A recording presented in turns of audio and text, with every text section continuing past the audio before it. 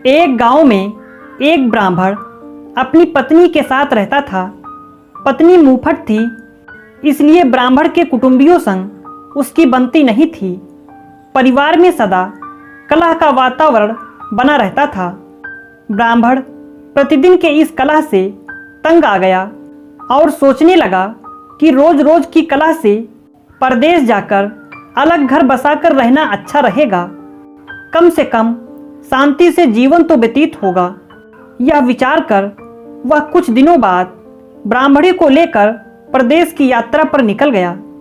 मार्ग में एक घना जंगल पड़ा। लंबी यात्रा के कारण ब्राह्मण और ब्राह्मणी दोनों थक गए थे। ब्राह्मणी का प्यास के कारण बुरा हाल था। ब्राह्मण उसे एक पेड़ के नीचे बिठाकर जल की व्यवस्था करने चला गया, किंतु जब तक वह जल लेकर लौटा तब तक ब्राह्मणी ने प्यास के कारण अपने प्राण त्याग दिए थे।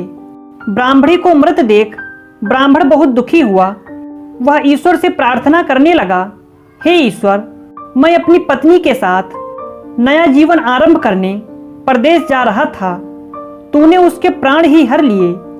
कृपा करके भगवान मेरी पत्नी में पुनः प्राण फूंक दें। ब्राह्मण की प्रार्थना सुन ईश्वर की आकाशवाणी हुई, ब्राह्मण, यदि तू अपने आधे प्राण ब्राह्मणी को दे देगा तो वह जी उठेगी। ब्राह्मण ने अपने आधे प्राण ब्राह्मणी को दे दिए। ब्राह्मणी पुनः जीवित हो गई। दोनों ने पुनः अपनी यात्रा प्रारंभ कर दी। चलते चलते दोनों एक नगर के बाहर पहुंचे। वहां पहुंचकर ब्राह्मण ने ब्राह्मणी को एक कुएं के पास बैठने को कहा और स्वयं भोजन की व्यवस्था करने चला गया। ब्राह्मणी कुएं के पास गई तो उसने देखा कि एक लंगड़ा सुकुमार युवक रहता चला रहा है।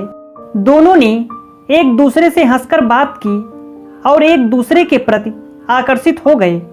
दोनों अब साथ रहना चाहते थे। इधर जब ब्राह्मण भोजन की व्यवस्था करके लौटा तो ब्राह्मणी को एक लंगड़े युवक से बात करते हुए पाया।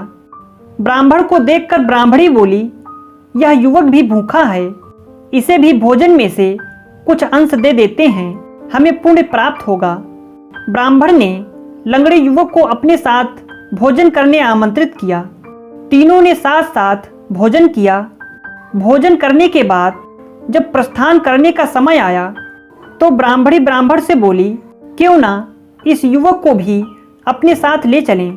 2 से 3 भले बात करने के लिए एक अच्छा साथ मिल जाएगा। वैसे भी तुम कहीं जाते हो तो मैं अकेली रह जाती हूँ। अकेले मुझे भय सताता है, ये रहेगा तो किसी प्रकार का भय नहीं रहेगा। ब्राह्मण बोला, हम अपना बोझ तो उठा नहीं पा रहे हैं, इस लंगड़े का बोझ कैसे उठाएंगे। मेरी मानो इसे यही छोड़ो, हम दोनों आगे बढ़ते हैं। किंतु ब्राह्मणी का हृदय लंगड़े पर आसक्त हो चुका था।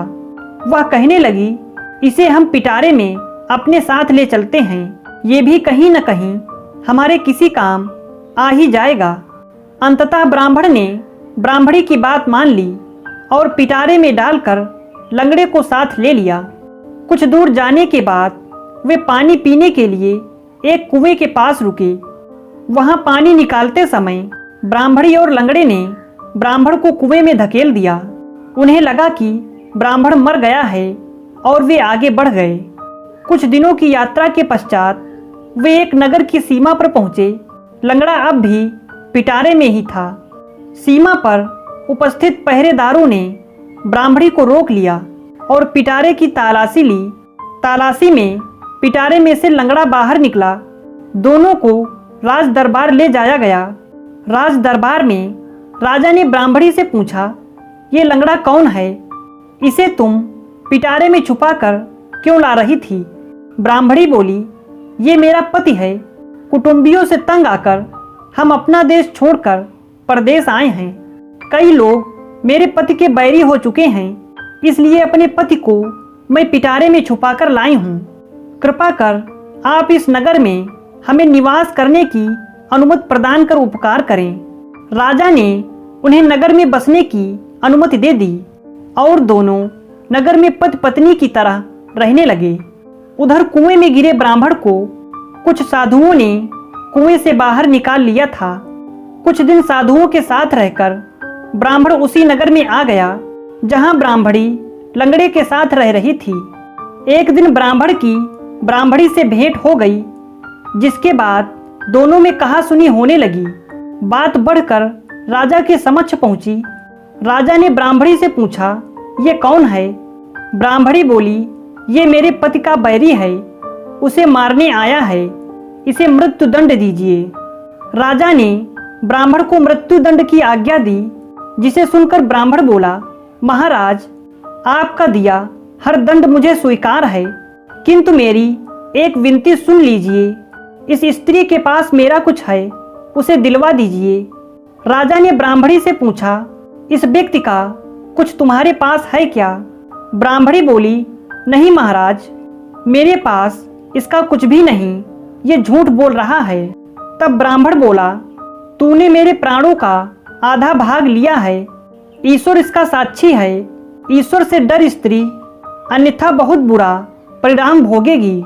ब्राह्मणी यह बात सुनकर डर गई और बोली, जो कुछ भी मैंने तुझसे लिया है वह तुझे वापस करने का मैं वचन देती हूँ। यह कहना था कि ब्राह्मणी नीचे गिर गई और वहीं मर गई। उसके आधे प्राण अब वापस ब्राह्मण में समा गए थे। ब्राह्मण ने राजा को समस्त वृत्तांत कह सुनाया। सारी बात जानने के बाद राजा ने लंगड़े को उसकी करतूत के लिए कारावास में डाल दिया।